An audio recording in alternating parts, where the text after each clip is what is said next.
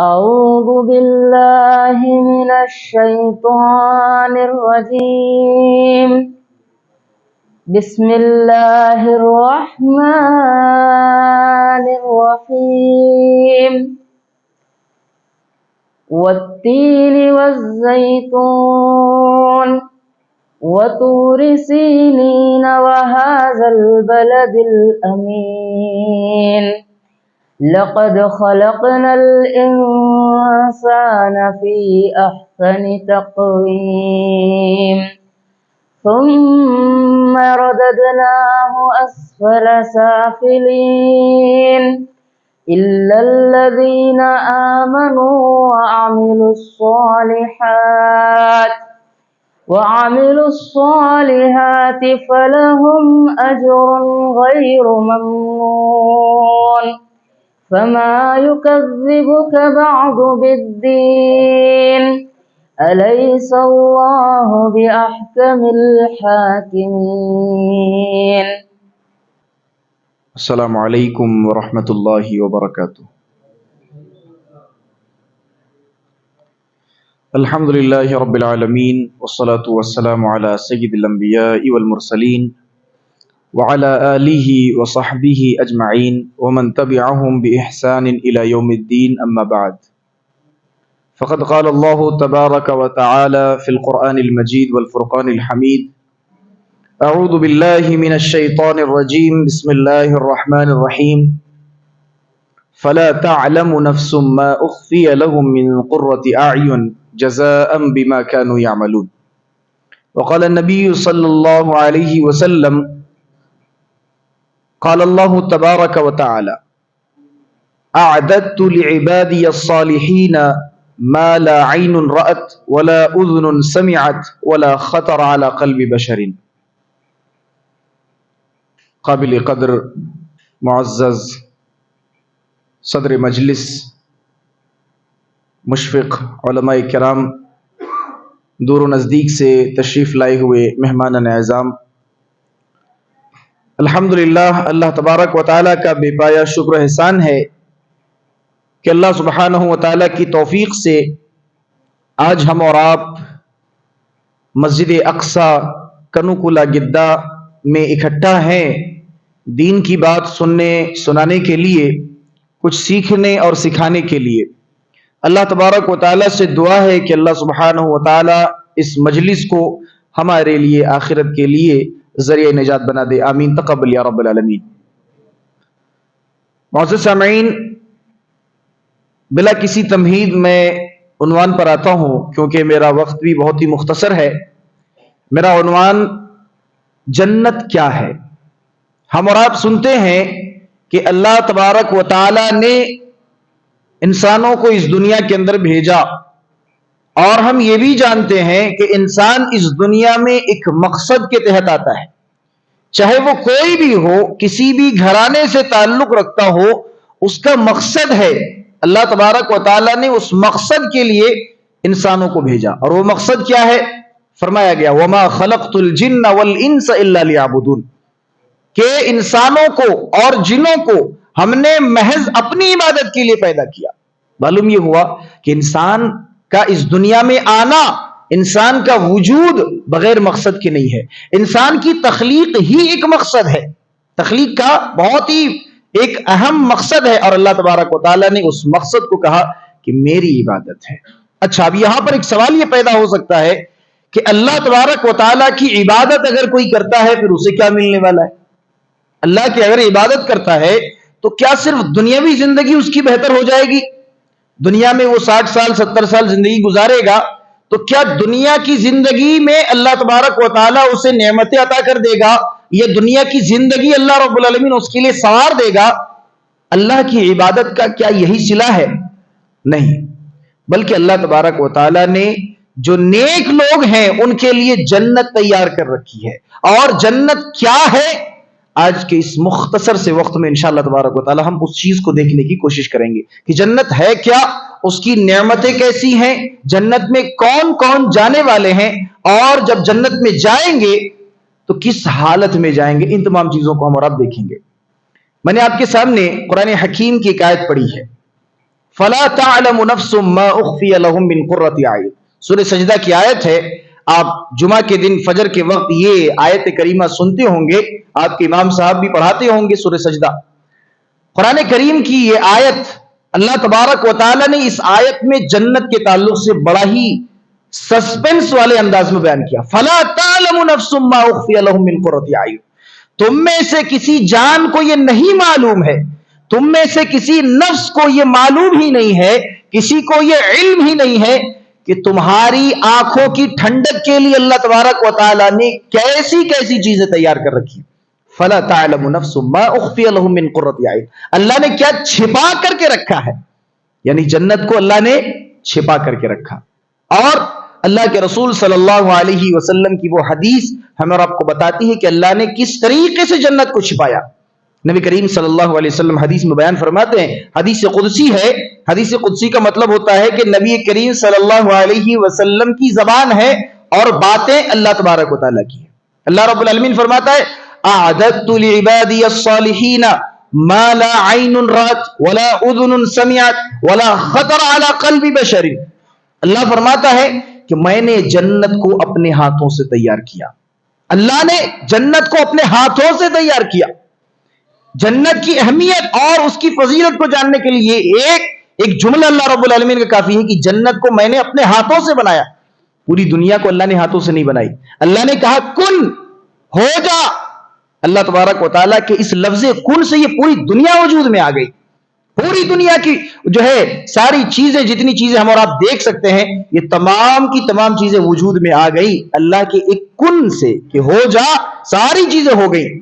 لیکن جب جنت کی باری آئی, اللہ سبحانہ و تعالیٰ کہتا ہے اعددت, میں نے اپنے ہاتھوں سے بنایا, لعبادی الصالحین, اپنے نیک بندوں کے لیے, اپنے پیروکار بندوں کے لیے جو میری اتباع, میرے رسول کی اتباع کرتے ہیں, جو مجھے مانتے ہیں, میرے رسول کو مانتے ہیں, میں نے ایسے نیک بندوں کے لیے وہ جنت اپنے ہاتھوں سے تیار کر رکھی ہے.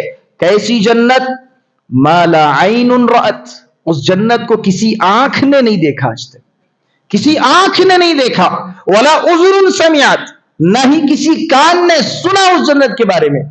جنت ہے کیا ہم یہ سنتے ہیں, لیکن کیسی ہے, کیا ہے اور کیسی ہے, دونوں میں فرق ہے. جنت کیا ہے؟ مومنوں کا بدلہ ہے. کیسی ہے؟ کسی کان نے آج تک نہیں سنا. ولا خطر علی قلب بشر, دیکھنا اور سننا تو بہت دور کی بات. اللہ تبارک و تعالیٰ کہتا ہے ولا خطر علی قلب بشر, کسی بشر کے دل میں جنت کا تصور تک نہیں گزرا کہ وہ جنت کیسی ہو سکتی ہے. اللہ اکبر. اندازہ لگائیے جنت کو اللہ نے کتنا چھپا کر کے رکھا ہے. کہا فلا تعلم نفس ما اخفی لهم من قرۃ اعین, کسی نفس کو معلوم ہی نہیں ہے جو اللہ نے چھپا کر کے رکھا ہے. اسی لیے اللہ کے پیارے حبیب صلی اللہ علیہ وسلم نماز میں دعا کیا کرتے تھے, نماز میں کثرت سے دعا کیا کرتے تھے, اللہم انی اسألک الجنہ وما قرب الیہا من قول وعمل, کہ اے اللہ میں تجھ سے اس جنت کا سوال کرتا ہوں اور تمام ان باتوں کا, تمام ان اعمال کا بھی سوال کرتا ہوں جو جنت کے قریب مجھے لے کر کے جائے. واعوذ بک من النار وما قرب الیہا من قول وعمل, اور ساتھ ہی ساتھ جنت سے پناہ بھی مانگا کرتے تھے کہ اللہ میں تجھ سے جہنم سے پناہ مانگتا ہوں اور ہر اس چیز سے پناہ مانگتا ہوں جو مجھے جنت کے جہنم کے قریب لے کر کے جائے. اللہ کے رسول صلی اللہ علیہ وسلم کی یہ دعا ہوا کرتی تھی. آج ہم میں سے, آپ میں سے سارے لوگوں کی یہ خواہش ہوتی ہے کہ ہم جنت میں جائیں.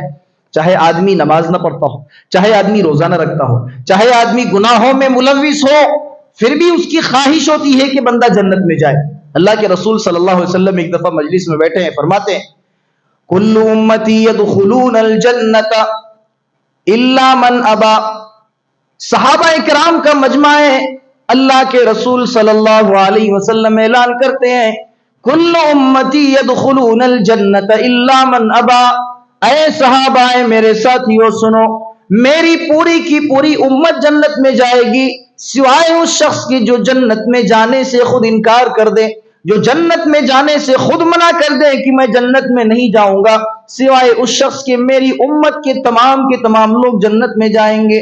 صحابہ کرام پریشان ہو گئے, اے اللہ کے رسول صلی اللہ علیہ وسلم, قیل ومن ابا یا رسول اللہ, اے اللہ کے رسول صلی اللہ علیہ وسلم وہ بدبخت آدمی کون ہے جو جنت میں جانے سے انکار کرے. اے اللہ کے رسول ہم میں سے اگر کوئی شرابی ہے، کوئی جواری ہے، کوئی چوری کرتا ہے، کوئی چغلخوری کرتا ہے، بڑے سے بڑے گناہوں میں ملوث ہے، بدکار ہے، زناکار ہے، اس کے باوجود بھی اس کے دل میں یہ خواہش ہوتی ہے کہ وہ جنت میں جائے، اے اللہ کے رسول آپ کس بدبخت کے تعلق سے کہہ رہے ہیں کہ وہ جنت میں جانے سے انکار کر دیں؟ اللہ کے رسول صلی اللہ علیہ وسلم نے کہا من اطاعنی دخل الجنہ ومن عصانی فقد ابا، جو میری اتباع کرے وہ جنت میں چلا جائے گا، اور جو میری نافرمانی کرتا ہے گویا کہ اس نے جنت میں جانے سے خود انکار کیا کہ میں جنت میں نہیں جاؤں گا۔ معلوم یہ ہوا کہ انکار کرنے والا کون؟ جو نبی کریم صلی اللہ علیہ وسلم کی نافرمانی کرتا ہے۔ اب دیکھیے ایک دن ایک صحابی اللہ کے رسول صلی اللہ علیہ وسلم کے پاس آتے، اللہ کے رسول ان سے سوال کرتے ہیں کہ بتاؤ تم نماز میں کیا پڑھتے ہو؟ صحابی سے سوال کرتے ہیں اللہ کے رسول کے، بتاؤ تم نماز میں کون سی دعا پڑھتے ہو؟ جب تشہد میں جاتے ہو تو کون سی دعائیں پڑھتے ہو؟ اللہ کے رسول صلی اللہ علیہ وسلم ان سے پوچھ رہے ہیں۔ صحابی کہتے ہیں اے اللہ کے رسول صلی اللہ علیہ وسلم میں زیادہ پڑھا لکھا نہیں ہوں اور مجھے آپ کی طرح دعائیں بھی نہیں آتی ہیں، آپ تو تشہد میں بہت دیر تک بیٹھا کرتے ہیں، میں نے آپ کو دیکھا ہے آپ تشہد میں اتنی لمبی دعائیں کرتے ہیں کہ پیچھے ہم جتنے صحابہ بیٹھے رہتے ہیں ہم تھک جایا کرتے ہیں، لیکن آپ کی تشہد ختم نہیں ہوتی۔ اے اللہ کے رسول صلی اللہ علیہ وسلم آپ کی تشہد بہت لمبی ہوا کرتی ہے اور آپ یقیناً دعائیں بھی کیا کرتے ہوں گے۔ آپ کے صحابی حضرت معاذ بن جبل رضی اللہ تعالیٰ عنہ بھی بہت لمبی تشہد کیا کرتے ہیں اور وہ بھی تشہد میں دعائیں کیا کرتے ہیں۔ اے اللہ کے رسول صلی اللہ علیہ وسلم آپ مجھ سے سوال کر رہے ہیں کہ میں تشہد میں کیا پڑھتا ہوں؟ اے نبی صلی اللہ علیہ وسلم مجھے زیادہ دعائیں تو نہیں آتی ہیں، لیکن ہاں میں ایک دعا بار بار دہراتا ہوں۔ اللہ کے رسول پوچھتے ہیں بتاؤ وہ دعا کون سی ہے؟ کہا میں اللہ تبارک و تعالیٰ سے جنت کا سوال کرتا رہتا ہوں اور صرف یہی دعا کرتا ہوں اللہم انی اسألک الجنہ، اللہم انی اسألک الجنہ، اے اللہ تو مجھے جنت میں داخل کر دے، اے اللہ میں تجھ سے جنت کا سوال کرتا ہوں۔ اے نبی کریم صلی اللہ علیہ وسلم بس یہی ایک دعا میں پورے تشہد میں پڑھ دیتا ہوں۔ نبی کریم صلی اللہ علیہ وسلم مسکرانے لگ گئے اور کہا اے میرے صحابی تجھے لگتا ہے کہ میں بہت لمبی دعائیں کرتا ہوں، لیکن آج میں تجھے بتاتا ہوں کہ میں کون سی دعا کرتا ہوں۔ اے صحابی میں بھی تو وہی دعا کرتا ہوں، میں بھی انہی الفاظ کو دہراتا رہتا ہوں اور میں بھی اللہ تبارک و تعالیٰ سے صرف یہی ایک دعا کرتا ہوں کہ اے اللہ مجھے جنت میں داخل کر دے، اے اللہ میں تجھ سے جنت کا سوال کرتا ہوں، جنت کا مطالبہ کرتا ہوں۔ نبی کریم صلی اللہ علیہ وسلم بھی جنت کے تعلق سے سوال کیا کرتے تھے، حالانکہ نبی کریم صلی اللہ علیہ وسلم کون؟ معصوم عن الخطا، آپ کے اگلے پچھلے سارے کے سارے گناہ معاف، پھر بھی آپ صلی اللہ علیہ وسلم جو ہے نماز میں جب تشہد میں بیٹھتے تھے تو آپ کی دعا بہت لمبی ہو جاتی اور بس ایک دعا کرتے تھے۔ اور آپ کے صحابی معاذ بن جبل رضی اللہ تعالیٰ عنہ وہ بھی تشہد میں یہی دعا کرتے تھے۔ تشہد گویا کہ لمبی ہوا کرتی تھی۔ آج اگر تشہد لمبی ہو جائے پیچھے سے کھکھارنے کی آواز آتی ہے ایسی آوازیں آنے لگتی ہیں، یقین جانی ایسی آوازیں آتی ہے بندہ صحیح سے ڈھنگ سے دعا بھی نہیں کر سکتا۔ اللہ تبارک و تعالیٰ سے ہم اور آپ کو چاہیے کہ جنت کے تعلق سے دعا کریں گے۔ آئیے دیکھتے ہیں کہ جنت ہے کیا چیز۔ اللہ نے کہا کہ ہم نے چھپا دیا جنت کو، ٹھیک ہے اچھا۔ اب نبی کریم صلی اللہ علیہ وسلم کی حدیثوں کی طرف چلتے ہیں کہ نبی کریم صلی اللہ علیہ وسلم نے حدیثوں میں جنت کو کس طریقے سے بیان فرمایا، جنت کی جو نعمتیں ہیں اور جنت کے مناظر ہیں، ان تمام چیزوں کو ہم آئیے حدیث کی روشنی میں بہت ہی مختصر انداز سے دیکھتے ہیں کہ اگر ایک جنتی جنت میں جاتا ہے تو وہ کون سی نعمتیں دیکھتا ہے۔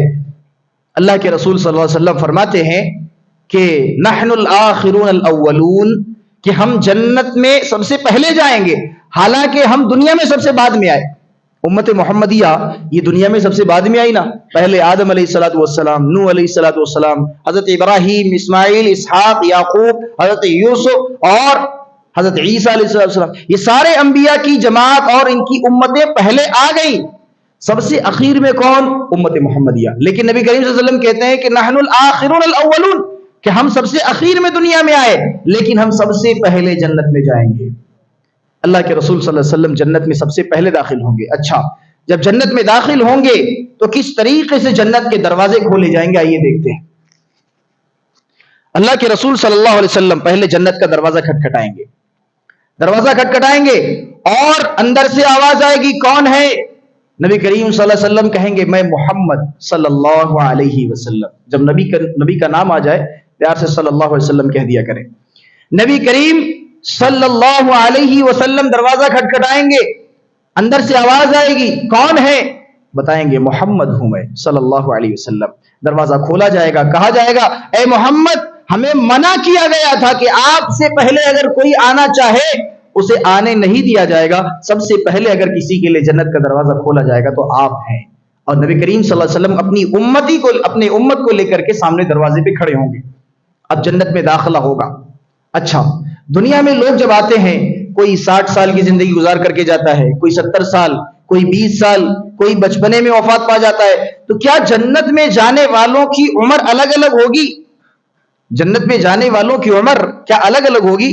نہیں, بالکل نہیں. اللہ کے رسول صلی اللہ علیہ وسلم فرماتے ہیں فَكُلُّ مَن يَدْخُلُ الْجَنَّةَ عَلَى صُورَةِ آدم. حضرت آدم علیہ السلام کے گیٹ اپ میں انہیں بنا دیا جائے گا.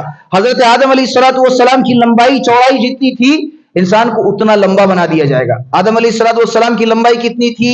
نبی کریم صلی اللہ علیہ وسلم فرماتے ہیں 60 ذراعاً, 60 ہاتھ. 60 ہاتھ حضرت آدم علیہ السلام کی لمبائی تھی. سارے جنتیوں کو حضرت آدم علیہ السلام کی لمبائی عطا کر دی جائے گی. عمر کتنی ہوگی سب کی؟ 33 سنہ. سارے لوگوں کی عمر 33 سال ہوگی, 33 ایئرس, 33 سال جو دم جوانی ہوتی ہے.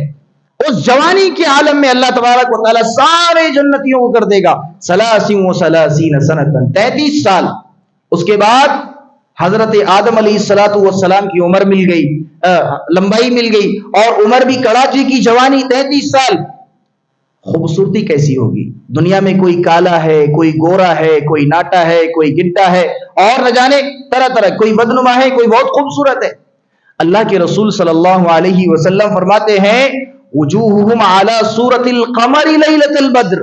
جنت میں جانے والا ہر ایک بندہ دیکھے گا کہ اس کا چہرہ 14ویں کے چاند کی طرح چمک رہا ہوگا. اللہ اکبر, 14ویں کا چاند. کبھی چھت پر نکلیے, جب چاند کی 14 تاریخ ہو, آپ دیکھیے آسمان کتنا روشن ہوتا ہے. اس چاند کے مانند سارے جنتیوں کے چہرے روشن ہو جائیں گے, چمکدار ہو جائیں گے, اور ایسے حالت میں اب لوگ جنت میں داخل ہوں گے. جنت میں جب داخل ہوں گے فرشتے ان سے کہیں گے وَسِيقَ الَّذِينَ اتَّقَوْا رَبَّهُمْ إِلَى الْجَنَّةِ زُمَرًا حَتَّى إِذَا جَاءُوهَا وَفُتِحَتْ أَبْوَابُهَا وَقَالَ لَهُمْ خَزَنَتُهَا سَلَامٌ عَلَيْكُمْ طِبْتُمْ فَادْخُلُوهَا خَالِدِينَ. جنت کے دروازے, جنت کے دروازوں میں جنت کے داروغے کھڑے ہوں گے, نگہبان کھڑے ہوں گے, اور جنتیوں کو اہلاً و سہلاً مرحبا کہتے ہوئے جنت میں داخلہ کرائیں گے, اور کہیں گے سلام علیکم طبتم, اے جنتیوں تم پر سلامتی ہو, طبتم تم ہمیشہ اس میں رہو, فادخلوها خالدین. اور جنت میں جب ایک بار داخل ہو گئے اب جنت سے نکلنا کسی کے بس میں نہیں ہے, نہ ہی کوئی جنت سے نکلنا چاہے گا, اور نہ ہی اللہ تبارک و تعالیٰ کسی کو جنت سے نکالے گا. فادخلوها خالدین. جنت میں داخل ہوتے ہوتے جنت کے داروغے فرشتے جو ہیں وہ مومنوں کو خوشخبری سنا دیں گے کہ جو آدمی جنت میں جا رہا ہے اب واپس نہیں آنا ہے. اور واپس کیسے نہیں آنا ہے؟ اللہ تبارک و تعالیٰ قیامت کے دن جب سب کا حساب و کتاب ہو جائے گا, سب کا حساب و کتاب جب ہو جائے تو اس کے بعد اللہ تبارک و تعالیٰ ایک دمبے کو لائے گا, ایک دمبے کو لے کر کے آئے گا, اور اس کے بعد دمبے کو ذبح کرے گا. وہاں پر دمبے کو ذبح کرتے وقت یہ کہا جائے گا, اعلان کیا جائے گا خلوداً لا موتا. جو جنت میں چلے گئے ہمیشہ ہمیشہ اس میں رہیں گے, جو جہنم میں چلے گئے ہمیشہ ہمیشہ اس میں رہیں گے. خلوداً لا موتا, آج کے بعد موت نہیں آئے گی. اور وہ جو دمبا ہوگا وہ کیا ہوگا؟ وہ موت ہوگا, جو اللہ تبارک و تعالیٰ موت کو ذبح کر دے گا سب کے سامنے, اور بتا دے گا کہ آج کے بعد موت کسی کو نہیں ہے. اسی لیے جنت کے داروغے کہیں گے کہ فادخلوها خالدین, اب ہمیشہ ہمیشہ کے لیے جنت میں داخل ہو جاؤ. اچھا, جنتی اب جنت میں داخل ہونے لگے. جنتی دیکھیں گے, جنت میں داخل ہوتے ہی دیکھیں گے کہ جنت میں بہترین محل, عالی شان محل ہیں. کیسے محل ہیں؟ دنیاوی محل نہیں, یہ جو دنیا کی ہم عمارتیں دیکھتے ہیں ایسی نہیں. اللہ کے رسول صلی اللہ علیہ وسلم جنت کی محل کے تعلق سے فرماتے ہیں لبنۃ من فضۃ ولبنۃ من ذہب. جنت میں جو محل بنے ہوں گے ان محلوں کو اینٹوں سے تیار کیا گیا ہوگا. اللہ تبارک و تعالیٰ نے اینٹوں سے تیار کیا ہے وہ محلوں کو. اور اینٹ بھی کیسے ہوں گے؟ لبنتم من فضۃ ولبنتم من ذہب. ایک اینٹ سونے کی ہوگی اور دوسری اینٹ چاندی کی ہوگی. ایک اینٹ سونے کی ہوگی اور دوسری اینٹ چاندی کی ہوگی. آج جس طرح دنیا میں لوگ عمارتیں بناتے ہیں، ایک مٹی کا اینٹ ہے، دوسرا بھی مٹی کا اینٹ ہے، اور اسی مٹی کے اینٹ کے اوپر دوسرے مٹی کی اینٹ کو رکھا جاتا ہے اور اینٹوں کو ملا ملا کر عمارتیں بنائی جاتی ہیں. اللہ تبارک و تعالیٰ نے جنتیوں کے لیے، مومنوں کے لیے جو جنت تیار کر رکھی ہے، فرمایا لبنتم من فضۃ ولبنتم من ذہب. ایک اینٹ سونے کی ہوگی، دوسری اینٹ چاندی کی ہوگی. اور اسی طریقے سے کچھ محل تو ایسے بھی ہوں گے جنہیں موتیوں سے بنایا گیا ہوگا، اور کچھ محل تو ایسے ہوں گے جنہیں ایک ہی موتی سے بنایا گیا ہوگا، ایک ہی سفید موتی کو تراش تراش کر بنایا گیا ہوگا. اللہ کے رسول صلی اللہ علیہ وسلم معراج میں گئے، معراج کا سفر کرایا گیا. نبی کریم صلی اللہ علیہ وسلم جنت دیکھتے ہیں، جہنم دیکھتے ہیں، اور جنت میں جب جنت کی محلوں کو دیکھتے ہیں تو دیکھتے ہیں کہ ایک بڑا سا محل ہے اور بڑا ہی خوبصورت ہے، سفید رنگ کا محل ہے اور اسے ایک ہی موتی سے بنایا گیا ہے، ایک ہی موتی سے. آج جب کوئی آگرہ جاتا ہے تو تاج محل ضرور گھومتا ہے. تاج محل کے اس سفید عمارت کو لوگ دیکھنے کے لیے دور دور سے آتے ہیں، ہندوستان کے باہر سے بھی لوگ آتے ہیں. ونڈر آف دا ورلڈ کہا گیا اسے، ساتواں عجوبہ مانا جاتا ہے. سفید سنگ مرمر سے اسے بنایا گیا ہے. آپ تصور کیجئے جب دنیا کے اس پتھر سے وہ محل بنایا گیا، تاج محل بنایا گیا، لوگ اسے دیکھنے کے لیے کہاں کہاں سے آتے ہیں. اللہ کے رسول صلی اللہ علیہ وسلم کہتے ہیں کہ جنت میں ایک ایسا محل ہے جسے ایک ہی موتی سے بنایا گیا. تاج محل کو تو ایک پتھر کے اوپر دوسرا پتھر، پتھروں سے جوڑ جوڑ کر بنایا گیا ہے. اس محل کا عالم کیا ہوگا، اس کی خوبصورتی کا عالم کیا ہوگا کہ اللہ تبارک و تعالیٰ نے اس محل کو ایک ہی موتی سے بنایا، ایک ہی موتی کو تراش تراش کر بنایا. نبی کریم صلی اللہ علیہ وسلم جنت میں گئے اور دیکھا کہ ایک ہی موتی سے تراش تراش کر اس محل کو بنایا گیا ہے. نبی کریم صلی اللہ علیہ وسلم کے دل میں یہ تمنا ہوئی کہ جا کر کے میں اس محل کو قریب سے دیکھوں. قریب گئے اور دیکھا کہ یہ محل تو بہت ہی خوبصورت ہے. آپ صلی اللہ علیہ وسلم اس محل کے اندر بھی داخل ہونا چاہتے تھے، اس محل کے اندر داخل ہونا چاہتے تھے. پوچھا کہ یہ محل کس کا ہے؟ بتایا جاتا ہے کہ یہ آپ کے ساتھی حضرت عمر کا محل ہے. اللہ کے رسول صلی اللہ علیہ وسلم نام سنتے ہیں کہ یہ عمر کا محل ہے. آپ اندر داخل نہیں ہوتے ہیں، وہیں سے واپس آ جاتے ہیں. فجر کی نماز پڑھا کر آپ صلی اللہ علیہ وسلم صحابہ کے پاس بیٹھے ہوئے ہیں، صحابہ کو بتاتے ہیں اے ساتھیوں میں رات کو جنت اور جہنم کا دیدار کر کے آیا ہوں. اللہ تبارک و تعالیٰ نے مجھے معراج کا سفر کرایا، میں نے جنتیں دیکھی اور جنت کی نعمتیں بھی دیکھی، اس میں نے محلیں بھی دیکھی، اور ان محلوں میں نے ایک ایسا محل دیکھا جو عمر کے لیے بنایا گیا تھا. حضرت عمر فاروق رضی اللہ تعالیٰ عنہ بھی سامنے بیٹھے ہوئے. اللہ کے رسول کہتے ہیں اے عمر خوش ہو جاؤ، اللہ تبارک و تعالیٰ نے تمہارے لیے ایک خاص محل بنایا ہے، اور وہ محل ایسا ہے کہ ایک ہی موتی کو تراش تراش کر بنایا گیا ہے تمہارے لیے. وہ محل سفید رنگ کا محل، میں اس میں داخل ہونا چاہتا تھا، لیکن اے عمر مجھے تیری غیرت یاد آ گئی، مجھے تیری غیرت یاد آ گئی اور میں اس محل میں داخل نہیں ہوا.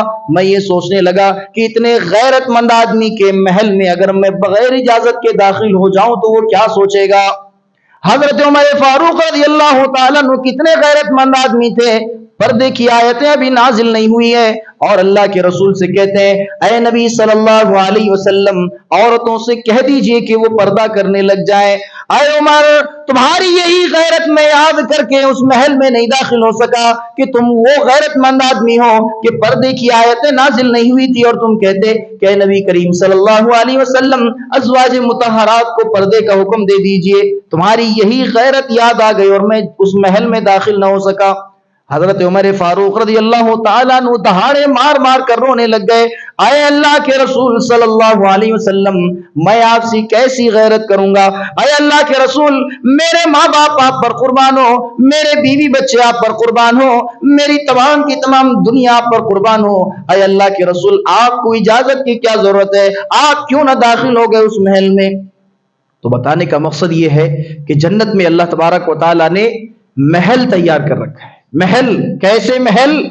اچھا صرف محل نہیں، محلوں کو تصور کیجیے آپ، ان میں بالا خانے بھی ہوں گے، یعنی کمرے ہوں گے. اور کیسے کمرے ہوں گے؟ ایک ہی منزل نہیں، بلکہ ایک بالا خانے کے اوپر دوسرا بالا خانہ، دوسرے بالا خانے کے اوپر تیسرا بالا خانہ. اللہ تبارک و تعالیٰ اسی لیے فرماتا ہے لہم غرف من فوقها غرف مبنیہ، ایک کمرے کے اوپر دوسرا کمرہ، دوسرے کمرے کے اوپر تیسرا کمرہ. خوبصورتی کا عالم کیا ہوگا، خوبصورتی کا عالم کیا ہوگا. اللہ تبارک و تعالیٰ نے اس طریقے سے ان محلوں کو سجایا.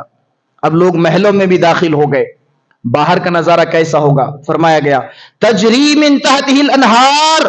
باہر جب انسان دیکھے گا، آج دنیا میں لوگ ٹیرس پر چڑھتے ہیں، بالکنی چاہتے ہیں، بالکنی کو پسند کرتے ہیں تاکہ بالکنی سے بڑا اچھا نظارہ آئے.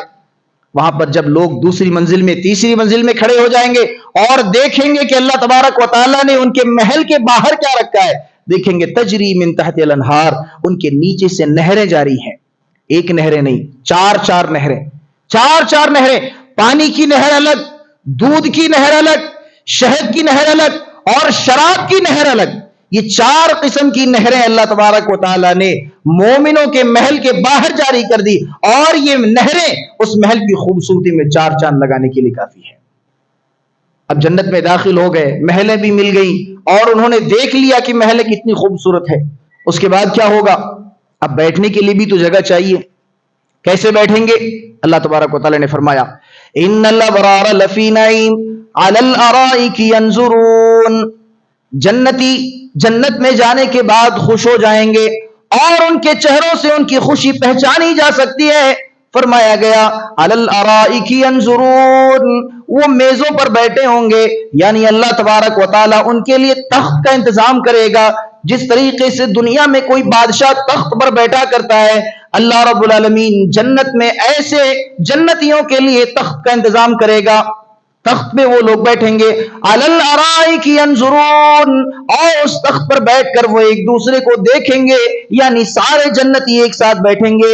ایک جنتی ادھر ہے، ایک جنتی ادھر ہے، ایک دوسرے کو آمنے سامنے ہو کر کے دیکھیں گے اور ان کے چہروں پہ اتنی زیادہ خوشی ہوگی. فرمایا گیا تعرف فی وجوہہم نظرۃ النعیم، کہ ان کے چہروں کی خوشیاں اور ان کے چہروں کی مسکراہٹ سے واضح ہو جائے گا کہ وہ کتنے زیادہ خوش ہیں.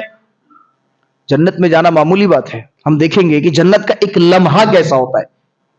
وہ حدیث بھی دیکھ لیتے ہیں، صحیح مسلم شریف کی حدیث ہے. جنت کا ایک لمحہ، آدمی کتنا خوش ہے، کیوں خوش ہے؟ ایک لمحہ اگر کسی کو جنت کا مل جائے، وہ ساری دنیا کی پریشانیاں بھول جائے، وہ ساری دنیا کی تکالیف بھول جائے.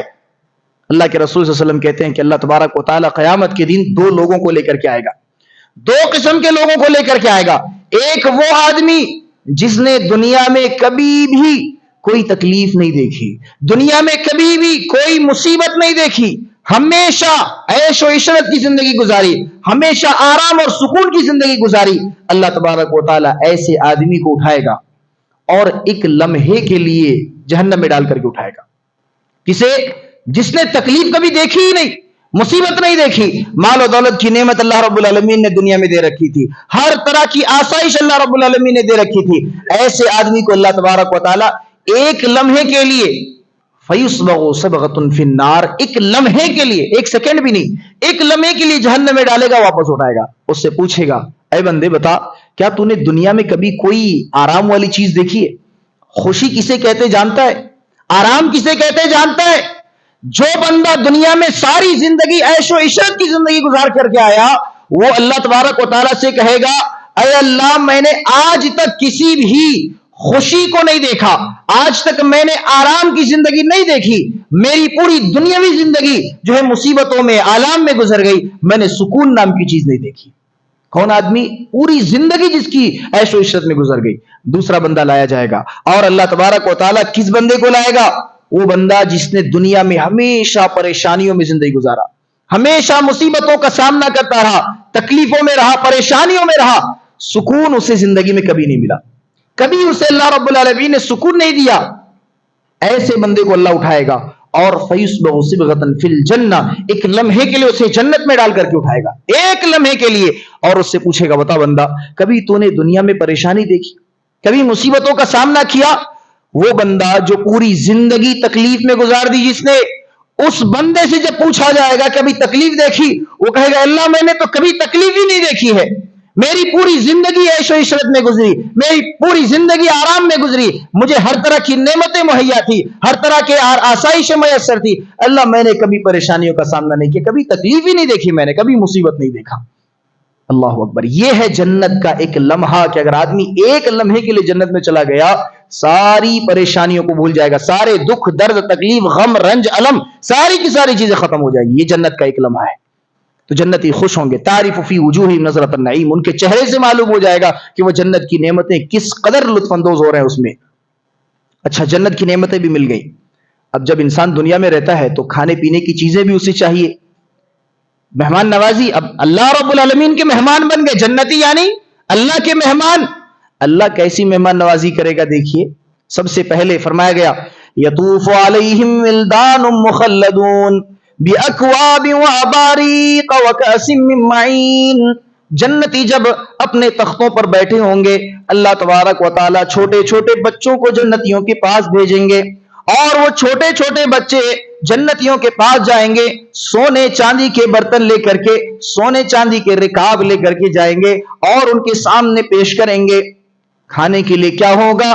وَزِيَادَةَ بِالنُّونِ، اللہ تبارک و تعالی سب سے پہلے مچھلی کا بھنا ہوا کلیجہ ان کے سامنے پیش کرے گا۔ مچھلی کا کلیجہ، آدمی کتنی بھی بڑی مچھلی پکڑ لے لیکن اس میں کلیجہ آدمی ڈھونڈ نہیں سکتا، بہت مشکل سے کسی کو ملتا ہوگا، بہت مشکل سے۔ تو دنیا میں جو چیز سب سے مشکل سے ملتی ہے، اللہ تبارک و تعالی جنتیوں کی مہمان نوازی کا آغاز ہی اس سے کرے گا، مچھلی کا کلیجہ لے کر کے آئے گا۔ مچھلی کا کلیجہ دیا جائے گا سب سے پہلے، کھانے کے لیے مل گیا۔ اور اب پینے کے لیے کیا چیزیں ہوں گی؟ فرمایا گیا شراب دیا جائے گا۔ کیسا شراب؟ کیسی؟ یہ دنیا کی شراب نہیں جسے پی کر کے انسان اپنا ہوش کھو بیٹھتا ہے، جسے پی کر کے انسان اپنی ماں اور بہن میں تمیز نہیں کر سکتا، ایسی شراب نہیں۔ کیسی شراب؟ یسقون من رحیق مختوم ختامہ مسک۔ اللہ فرماتا ہے اس شراب کی تو بات ہی کچھ اور ہوگی، جو بوتل ہوگا شراب کا، وہ بوتل کیسا ہوگا ذرا اس کا اندازہ لگائیے۔ یسقون من رحیق مختوم ختامہ مسک، وہ جو شراب کی بوتل ہوگی اس میں جو سیل پیک لگا ہوگا، اس سیل پیک کو اللہ رب العالمین نے مشک کی خوشبو سے سیل کیا ہوگا۔ مشک کی خوشبو جو دنیا کی سب سے ایکسپینسو خوشبو میں آتی ہے، سب سے مہنگی خوشبو میں آتی ہے، مشک کی خوشبو اللہ تبارک و تعالیٰ اس بوتل کو سیل کرے گا اس سے، اور وہ چیز اللہ رب العالمین وہاں پر پیش کرے گا۔ شراب پینے والوں کو کیسا محسوس ہوگا؟ لذۃ للشاربین، پینے والوں کو نشہ نہیں آئے گا بلکہ پینے والوں کو مزہ آئے گا، نشہ نہیں مزہ آئے گا، یہ شراب ہے۔ اور اسی طریقے سے ساری چیزیں مل گئیں، محل بھی مل گیا، جنت میں داخلہ مل گیا، کمرے دیکھ لیے، جنت کے باہر کے نظارے دیکھ لیے، کھانے کے لیے مچھلی کا کلیجہ مل گیا، پینے کے لیے شراب مل گئی۔ اس کے بعد اللہ تبارک و تعالی اعلان کرے گا کلوا واشربوا ہنیئا بما اسلفتم فی الایام الخالیہ، اے لوگو کھاؤ پیو جو کچھ تمہیں چاہیے، ساری چیزیں تمہیں مل جائے گی، جو کھانا ہے جو پینا ہے، جنت کی جو نعمتیں چاہتے ہیں وہ ملیں گی، اور لمیٹڈ نہیں۔ دنیا کی نعمتوں میں اور جنت کی نعمتوں میں ایک فرق ہے، بلکہ دو فرق ہے۔ دنیا کی نعمتیں اور جنت کی نعمتیں دو فرق ہے۔ دنیا کی نعمتوں میں لمٹ لگا ہوا ہے، آج ہے ہو سکتا ہے کل نہیں ہو، آج اگر کوئی کروڑ پتی ہے کل وہ روڈ پتی بھی بن سکتا ہے، اور اسی طریقے سے کتنا ہے دنیا میں، اگر آج مثال کے طور پر کسی کے پاس 1 کروڑ ہے، کل ہو سکتا ہے وہ گھٹ جائے۔ اور یہ پہلی چیز کہ دنیا کی نعمتوں میں لمٹ ہے، اور دوسری چیز کہ دائمی نہیں ہے، پرماننٹ ہے، لمیٹڈ اور وقتی طور پر یہ دنیا کی نعمتیں ہیں، لیکن جو جنت کی نعمتیں ہیں ان لمیٹڈ اور پرماننٹ ہوں گی۔ اللہ فرماتا ہے لا مقطوعۃ ولا ممنوعہ۔ دنیا کی جب نعمتیں انسان دیکھ کر کے جائے گا اور جنت کی نعمتیں پائے گا، اللہ اعلان کرے گا وَفَاكِهَةٍ كَثِيرَةٍ لَا مَقْطُوعَةٍ وَلَا مَمْنُوعَةٍ، اے لوگو آج تمہارے لیے یہ میوے ہیں، یہ پھل فروٹس ہیں، اور یہ جنت کی تمام نعمتیں ہیں، لا مقطوعۃ ولا ممنوعہ۔ تمہیں ایسا لگ رہا ہے کہ آج پہلا دن ہے تو تمہیں اتنی نعمتیں مل رہی ہیں، کل کو نہیں ملیں گی، نہیں نہیں نہیں نہیں، ایسا نہیں ہے۔ لا مقطوعۃ ولا ممنوعہ، آج جتنی نعمتیں ہیں کل بھی اتنی ملیں گی، کل جتنی نعمتیں رہیں گی پرسوں بھی اتنی رہیں گی. لا مقطوعۃ ولا ممنوع، نہ تمہیں کم دیا جائے گا اور نہ ہی نعمتوں کو لینے سے تمہیں روکا جائے گا، منع بھی نہیں کیا جائے گا، اس میں کمی بھی نہیں کی جائے گی. اللہ اکبر. یہ جنت کی نعمتیں ہیں. جنت کی نعمتیں یہ ہے کہ اس میں کوئی لمٹ نہیں اور کوئی وقت کی پابندی نہیں، ہمیشہ ہمیش کے لیے. اور کتنا ملنے والا ہے یہ بھی ان لمیٹڈ ہے. ان لمیٹڈ اور پرماننٹ نعمتیں ہیں جنت کی نعمتیں. اور اسی طریقے سے آپ دیکھیے جنت کی اور ایک بہت بڑی نعمت، اللہ تبارک و تعالی جنتیوں کو ساری نعمتیں دینے کے بعد فرماتا ہے وَزَوَّجْنَاهُمْ بِحُورٍ عِينٍ، ہم جنتیوں کا نکاح کرائیں گے، شادی کرائیں گے ہم جنتیوں کی. جنتی 33 سال کے ہوں گے معلوم ہو گیا، اور لمبے چوڑے ہوں گے، خوبصورت ہوں گے. اب شادی بھی تو کرنی ہے. وَزَوَّجْنَاهُمْ بِحُورٍ عِينٍ، ہم ان کی شادی حور عین سے کرا دیں گے. حور عین کون ہے؟ جن کی آنکھیں بڑی بڑی، ایسی عورتیں جن کی آنکھیں بڑی بڑی اور کتنی خوبصورت ہوں گی وہ. کأنہن بیض مکھنون، وہ عورتیں جو جنت کی حوریں ہیں ان کی خوبصورتی کا عالم یہ ہوگا گویا کہ وہ چھپے ہوئے موتیوں کی طرح دکھیں گے. موتیوں کو جس طریقے سے چھپا کے رکھا جاتا ہے، اگر باہر آ جائے تو موتی چمکنے لگتی ہے، موتیوں پر اگر تھوڑی سی روشنی آ جائے چمکنے لگتی ہے. اللہ تبارک و تعالیٰ فرماتا ہے کأنہن بیض مکھنون، وہ حوریں ایسی ہوں گی جو چھپی ہوئی موتی کی طرح ہوں گی، جنہیں آج تک کسی انسان نے نہ کسی جنات نے چھوا ہے، وہ صرف جنتیوں کے لیے تیار کی گئی ہے. اور نبی کریم صلی اللہ علیہ وسلم حدیث میں بیان فرماتے ہیں کہ ان کی جلد ایسی ہوں گی کہ ان کی پنڈلیوں سے جو خون بہتا ہوگا وہ خون بھی دکھے گا. اتنا کلر جو ہے، اتنا گورا رنگ ہوگا اور اتنا اللہ تبارک و تعالیٰ نے انہیں خوبصورت بنایا. اور اسی طریقے سے ہر طرح سے انہیں پاک کر دیا گیا. نہ حیض و نفاس کی گندگی، اور نہ ہی ناک کی گندگی، نہ کان کی گندگی، نہ زبان کی گندگی، نہ تھوک کی گندگی، اور نہ ہی بدزبانی ہوگی. کسی بھی طریقے کی گندگی ان کے اندر موجود نہیں ہوگی. اللہ تبارک و تعالیٰ انہیں پاکیزہ بنا کر کے ان سے شادی کرائے گا. یہ حوریں اللہ تبارک و تعالیٰ نے جنتیوں کے لیے بیان کی ہے، تیار کر رکھی ہیں. اللہ تبارک و تعالیٰ نے یہ جنت کی نعمتیں جو جنتیوں کے لیے تیار کر رکھی ہیں، سوال یہ ہے کہ کیا یہ یوں ہی مل جائے گی؟ صرف خواہش کرنے سے مل جائے گی؟ نہیں، خواہش کرنے سے نہیں ملے گی. بلکہ آئیے دیکھتے ہیں اللہ کے رسول صلی اللہ علیہ وسلم کے پاس ایک آدمی آتا ہے. تڑپ دیکھیے اس کے دل میں، صحابی رسول کے دل میں تڑپ دیکھیے. اللہ کے رسول صلی اللہ علیہ وسلم کے پاس آ کر کہتا ہے اے اللہ کے رسول صلی اللہ علیہ وسلم، میں دنیا میں جب تک آپ کو نہیں دیکھتا ہوں مجھے چین نہیں ملتا ہے. اے اللہ کے رسول صلی اللہ علیہ وسلم، میں اگر دوسرے شہر میں بھی رہتا ہوں اور مجھے بے چینی ہوتی ہے تو میں آپ کے پاس آ جاتا ہوں اور آپ کا چہرہ دیکھ لیتا ہوں، آپ کا دیدار کر لیتا ہوں تو مجھے سکون ملتا ہے، میرے دل کو اچھا لگتا ہے. اے اللہ کے رسول صلی اللہ علیہ وسلم، مجھے یہ بتائیے کہ جنت میں جب آپ رہیں گے اور میں بھی جب جنت میں جاؤں گا تو میں آپ سے کیسے ملاقات کروں گا؟ آپ نبی ہیں اور نبی میں بھی ایسے نبی جو سارے نبیوں کے سردار ہیں. اے اللہ کے رسول صلی اللہ علیہ وسلم، آپ کا درجہ تو بہت بلند ہوگا اور میں تو ایک معمولی سا انسان ہوں، میرا درجہ تو آپ سے نیچا ہوگا. اے اللہ کے رسول، میں دنیا میں آپ کو دیکھے بغیر نہیں رہ سکتا، مجھے فکر یہ ہے کہ میں جنت میں آپ کو کیسے دیکھوں گا. نبی سے ایسی محبت ہے، نبی سے ایسی محبت کہ نبی کا چہرہ سامنے نہیں آئے تو دل بے چین ہو جاتا ہے، دل بے قرار ہو جاتا ہے. صحابی رسول کہتے ہیں اے اللہ کے رسول، آپ کا درجہ تو بہت بلند ہے، میں آپ کو کیسے دیکھوں گا، میں آپ کے پاس کیسے پہنچوں گا؟ اللہ کے رسول صلی اللہ علیہ وسلم مسکراتے ہیں اور مسکرا کر کے کہتے ہیں، پیارے حبیب صلی اللہ علیہ وسلم اس صحابی کو قریب کرتے ہیں اور کہتے ہیں کہ اللہ تبارک و تعالی ہر اس بندے کو اسی کے ساتھ جنت میں داخل کرے گا جو جس سے محبت کرتا ہے، اور تو بھی خوش ہو جا، تو مجھ سے اتنی محبت کرتا ہے کہ تو مجھے دیکھے بغیر آرام نہیں آتا ہے، تجھے مجھے دیکھے بغیر، میرا چہرہ دیکھے بغیر تجھے سکون نہیں ملتا ہے، تجھے مجھ سے اتنی محبت ہے، یقیناً اللہ تبارک و تعالی جنت میں بھی تجھے میرے ساتھ رکھے گا. یہ جنت کی تڑپ اگر ہے تو انسان کو جنت ملے جاتی ہے. جنت کی خواہش صرف نہیں، جنت کی تڑپ ہو، نبی سے محبت ہو، نبی کریم صلی اللہ علیہ وسلم کا نبی کی اطاعت کا جذبہ ہو. تو جنگ بدر کا میدان ہے، بدر کا میدان ہے، ایک صحابی رسول کھجور لے کر کے کھا رہے ہیں، کھجور لے کر کے کھا رہے ہیں، سامنے کفار ہیں. اللہ کے رسول صلی اللہ علیہ وسلم اپنے صحابہ سے کہتے ہیں اے لوگوں جنت ایسی ہے جس کی مسافت، جس کی لمبائی اور چوڑائی اگر جاننی ہو تو یہ زمین دیکھو اور یہ آسمان دیکھو، اس زمین کو دیکھو اور اس آسمان کو دیکھو، زمین و آسمان کے درمیان جتنا فاصلہ ہے، ان دونوں کے درمیان جتنا فاصلہ ہے، جنت اتنی وسیع و عریض ہوگی، اتنی چوڑی ہوگی، اتنی لمبی ہوگی جنت۔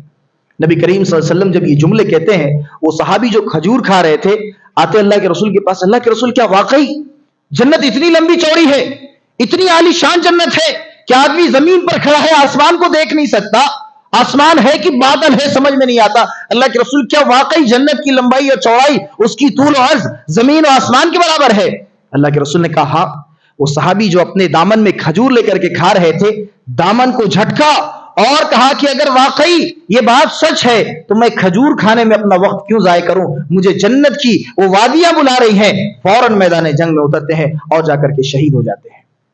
صحابی رسول کہتے ہیں کہ جنت میں جانے سے مجھے یہ کھجوریں روک رہی ہیں، میں اتنا بھی وقت کیوں ضائع کروں، ابھی جاتا ہوں، ابھی جنت مجھے بلا رہی ہے۔ جا کر کے شہید ہو جاتے ہیں، اللہ تبارک و تعالیٰ انہیں جنت نصیب کرے گا۔ یہ جنت کی تڑپ تھی، اور اللہ تبارک و تعالیٰ اسی لیے قرآن حکیم کے اندر صحابہ کو جو ہے اعلان کرتا ہے، صحابہ کے درمیان وَسَارِعُوا إِلَى مَغْفِرَةٍ مِّن رَّبِّكُمْ وَجَنَّةٍ عَرْضُهَا السَّمَاوَاتُ وَالْأَرْضُ أُعِدَّتْ لِلْمُتَّقِينَ۔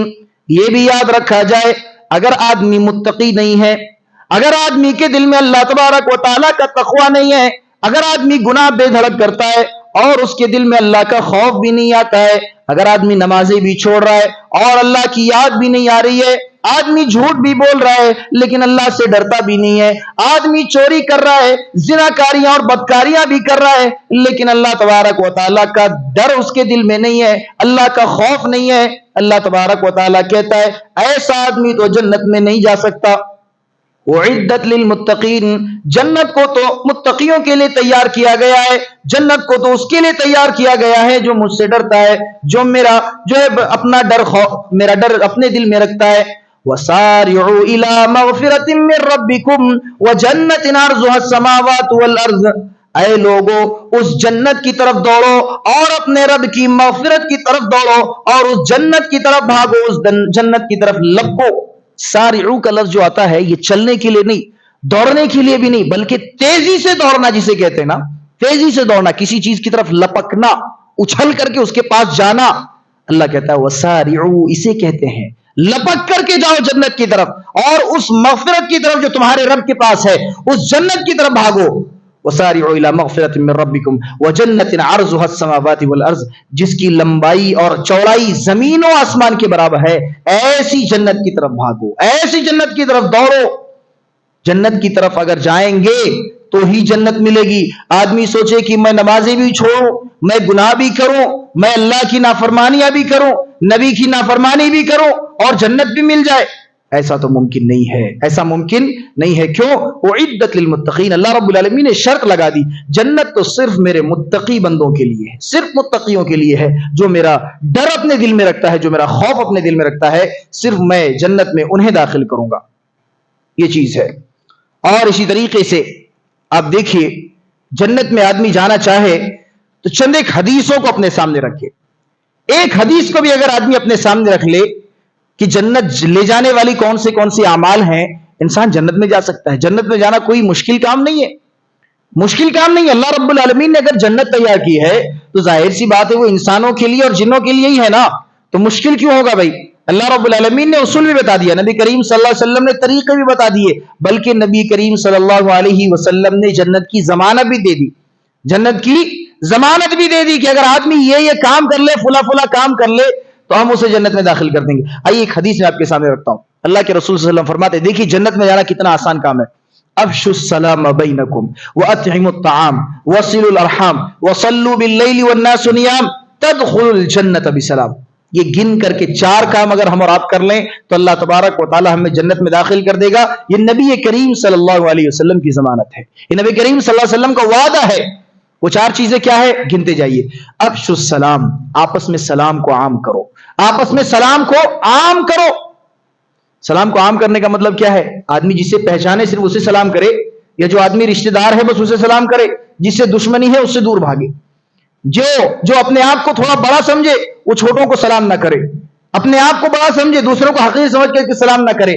افشوا السلام، سلام کو عام کرو۔ عام کرنے کا مطلب یہ ہے کہ بڑا ہو، چھوٹا ہو، غریب ہو، امیر ہو، چاہے کتنا بھی بڑا دولت مند ہو، عہدے والا ہو، شہرت والا ہو، کہیں کا بھی رہنے والا آدمی ہو، بس معلوم ہو جائے کہ فلاں آدمی مسلمان ہے، جا کر کے سلام کرنا ہے۔ اگر یہ صفت ہمارے اور آپ کے اندر ہے، اگر یہ عمل ہمارے اور آپ کے اندر ہے، اللہ کے رسول صلی اللہ علیہ وسلم فرماتے ہیں یہ عمل جنت میں لے جائے گی۔ دوسری چیز، وَأَطْعِمُوا الطَّعَامَ، مسکینوں کو کھانا کھلاؤ، مسکینوں کو کھانا کھلاؤ۔ آپ دیکھیے دنیا میں کتنے ایسے لوگ ہیں جنہیں 2 وقت کی روٹی میسر نہیں ہوتی، مشکل سے 1 وقت کی روٹی ہوتی ہے، کام کر کے دن بھر خون پسینہ بہا کر کے آ کر کے گھر پہ چولہا جلتا ہے نہیں جلتا ہے، کھائے نہیں کھائے، بچوں کو کھلا دیا سلا دیا، خود بھوکے رہ گئے۔ اللہ فرماتا ہے، اللہ کے رسول صلی اللہ علیہ وسلم فرماتے ہیں وَأَطْعِمُوا الطَّعَامَ، مسکینوں کو کھانا کھلاؤ، تمہارے لیے جنت ہے۔ وَصِلُوا الْأَرْحَامَ، اور سب سے اصل چیز صلہ رحمی کرو، ایک دوسرے سے رشتہ نہ توڑو، ایک دوسرے سے قریب ہو کر کے رہو۔ اگر کوئی ایک دوسرے کے دل میں کینہ کپٹ ہے، بغض و حسد ہے، کبر و عناد ہے، تکبر ہے، حسد ہے، جلن ہے، ایک دوسرے کے لیے نفرت ہے، ان تمام چیزوں کو آدمی نکال دے۔ وصل الارحام، صلہ رحمی کسے کہتے ہیں؟ صلہ رحمی کو اگر ایک جملے میں ڈیفائن کرنا ہو تو کیسے کر سکتے ہیں کہ ہر آدمی سے آپ خیر خواہی کریں، اس آدمی کے ساتھ بھی خیر خواہی کریں جو آپ کے ساتھ بھلائی نہیں کرتا۔ اصل صلہ رحمی کیا ہے کہ آپ اس آدمی کے ساتھ بھلائی کریں، خیر خواہی کریں جو آپ کے لیے برا سوچتا ہے، اگر اس کے لیے خیر خواہی کرتے ہیں تو اصل میں صلہ رحمی یہ ہے۔ رشتوں کو جوڑنا، ایک دوسروں کو قریب کر کے رکھنا، مومن کو مومن سے جوڑے رکھنا، یہ صلہ رحمی ہے۔ آج ہمارا حال کیا ہے؟ چھوٹی چھوٹی باتوں میں آج ہم اور آپ لڑ جاتے ہیں، جھگڑ جاتے ہیں، سالوں سال باتیں بند ہو جاتی ہیں، ایک دوسرے کو دیکھنا تک گوارا نہیں کرتے۔ ارے فلاں آدمی نے مجھے یہ کہا تھا میرے جنازے میں اس آدمی کو آنے مت دینا، فلاں آدمی نے مجھ سے یہ کہا تھا بیٹوں کو وصیت کرے گا بلا کر کے، اے بیٹے اگر میں پہلے مر گیا تو اس آدمی کو میرے جنازے میں شریک نہیں ہونے دینا، مٹی دینے نہیں دینا اس آدمی کو۔ کیا حیثیت ہے انسان کی؟ انسان کی حیثیت کیا ہے؟ دنیا کی زندگی میں اتنا اتراتا ہے، اتنا اکڑ رہا ہے، اللہ تبارک و تعالیٰ کی جنت کیا، اور جو ہے جنت کے لیے وہ تڑپتا نہیں ہے کہ انسان کو جنت میں جانے کی خواہش نہیں ہے۔ پیارے حبیب صلی اللہ علیہ وسلم کہتے ہیں وَصِلُوا الْأَرْحَامَ، صلہ رحمی کرو، وَصِلُوا الْأَرْحَامَ وَصَلُّوا بِاللَّيْلِ وَالنَّاسُ نِيَامٌ۔ اور آخری چیز، جب رات کو سارے لوگ سو جائیں، جب سارے لوگ سو جائیں، اٹھ کر کے تم تہجد کی نماز پڑھو، اٹھ کر کے تہجد کی نماز پڑھو۔ پوری دنیا سو رہی ہو، تم اٹھو، اپنے پیشانی کو اللہ کے سامنے جھکاؤ، گڑ گڑاؤ، سجدہ کرو، اللہ سے اپنے گناہوں کی معافی مانگو، اپنے خطاؤں کی بخشش طلب کرو، اللہ تبارک و تعالیٰ سے جنت کا سوال کرو۔ اللہ تبارک و تعالیٰ جنت دینے کے لیے تیار ہے۔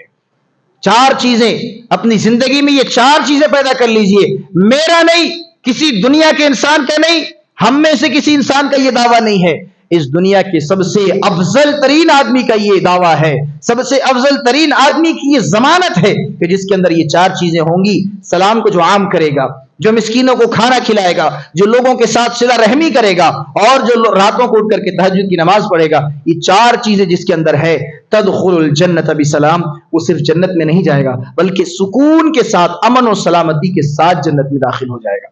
ہمیں اور آپ کو ضرورت اس بات کی ہے کہ آج ہم اور آپ اپنے اندر کم از کم ان 4 چیزوں کو پیدا کریں، کم از کم ان 4 چیزوں کو پیدا کریں۔ اللہ تبارک و تعالی ہمیں اور آپ کو جنت میں داخل کر دے گا۔ اللہ کے رسول صلی اللہ علیہ وسلم کی یہ ضمانت کل قیامت کے دن ہم اور آپ پیش کر سکتے ہیں کہ اللہ کے سامنے، اے اللہ ہم سلام کو بھی عام کیا کرتے تھے، اے اللہ ہم مسکینوں کو بھی کھانا کھلا کرتے تھے، اے اللہ ہم صلہ رحمی بھی کیا کرتے تھے، اے اللہ ہم راتوں کو تہجد کی نمازیں بھی پڑھا کرتے تھے، تیرے رسول کا وعدہ تھا، تیرے رسول کی ضمانت تھی، اے اللہ ہم نے یہ 4 عمل برابر انجام دیے، اللہ آج ہم تجھ سے جنت کا مطالبہ کرتے ہیں۔ بھائی اللہ رب العالمین سے دعا کرتے ہیں، اور اس سے پہلے ہم اور آپ اللہ رب العالمین کی قرآن کریم کی وہ آیت دیکھ لیتے ہیں کہ انسان دنیا کے لیے کتنی محنتیں کرتا ہے۔ دنیا کے لیے آدمی محنتیں کرتا ہے، دنیا اچھی ہو جائے، دنیا کی زندگی آرام میں گزر جائے، دنیا کی زندگی عیش و عشرت میں گزر جائے۔ یہ دنیا کی زندگی 60 سال اور 70 سال کی ہے، اس سے زیادہ تو مشکل سے انسان کو زندگی ملتی ہے، زیادہ زیادہ مان لیجیے 100 سال۔ اس 100 سال کے لیے انسان، 1 صدی کے لیے انسان اتنی محنتیں کرتا ہے، حلال و حرام کی تمیز نہیں کرتا، انسان بڑے چھوٹوں کا تمیز نہیں کرتا، انسان صحیح غلط کو نہیں دیکھتا، ساری چیزوں کو چھوڑ کر کے اللہ کی شریعت کی دھجیاں اڑا کر کے انسان اپنی دنیاوی زندگی بنانے کے لیے سوچتا ہے، حالانکہ اللہ رب العالمین کھلے الفاظ میں اعلان کر رہا ہے، کھلے الفاظ میں فمن زحزح عن النار وادخل الجنت فقد فاز. لوگوں کامیابی تو اصل میں وہ ہے جسے جنت میں داخل کر دیا گیا، اور جسے جہنم سے بچا لیا گیا فقد فاز، تو اصل میں وہ کامیاب ہو گیا، وہ کامیاب ہو گیا. تو جنت میں جانا ہی اصل کامیابی ہے. اگر ہم اور آپ اس چیز کو ذہن میں بیٹھا لیں، اگر ہم اور آپ دل میں اس چیز کو بیٹھا لیں کہ جنت میں جانا ہی اصل کامیابی ہے، تو انسان اپنی یہ دنیا سنوارنے کے لیے محنت نہیں کرے گا، انسان دنیا کی زندگی کو بنانے کے لیے اپنی آخرت کو تباہ نہیں کرے گا. ضرورت اس بات کی ہے کہ ہم اور آپ دنیا سے زیادہ جنت کو ترجیح دے، آخرت کو ترجیح دے. کیوں؟ کیونکہ وہی اصل کامیابی ہے، وہی باقی رہنے والی زندگی ہے، اور وہی بہتر رہنے والی زندگی ہے. آئیے اللہ رب العالمین سے دعا کرتے ہیں کہ اللہ سبحانہ و تعالی جس طریقے سے ہم جنت میں جانے کی تمنا رکھتے ہیں، اللہ تو ہم تمام لوگوں کو جنت الفردوس میں اعلیٰ سے اعلیٰ مقام عطا فرما. اللہ ہم تمام لوگوں کو نبی کریم صلی اللہ علیہ وسلم کی رفاقت عطا فرما جنت میں. اللہ ہم تمام لوگوں کو جنت کے بلند سے بلند مقام پر فائز فرما. اللہ ہم تمام لوگوں کے دلوں میں نیک اعمال کا جذبہ پیدا کر دے. اللہ ہم تمام لوگ خطا کار ہیں، گنہگار ہیں. اللہ ہم تجھ سے دعا کرتے ہیں کہ تو اپنے فضل و کرم سے ہماری خطاؤں کو درگزر فرما دے. اللہ ہمارے جو بھی ٹوٹی پھوٹی عبادتیں ہیں، اللہ ہم تجھ سے دعا کرتے ہیں کہ اللہ ان ہماری ٹوٹی پھوٹی عبادتوں کو تو اپنے فضل و کرم سے قبول فرما لے. اللہ ہمیں اس دنیا میں جب تک زندہ رکھ، حالت اسلام میں زندہ رکھ، اور جب ہمارا خاتمہ ہو تو خاتمہ بالخیر ہو. سبحان ربک رب العزت عما یصفون وسلام علی المرسلین والحمد للہ رب العالمین، وآخر دعوانا ان الحمد للہ رب العالمین.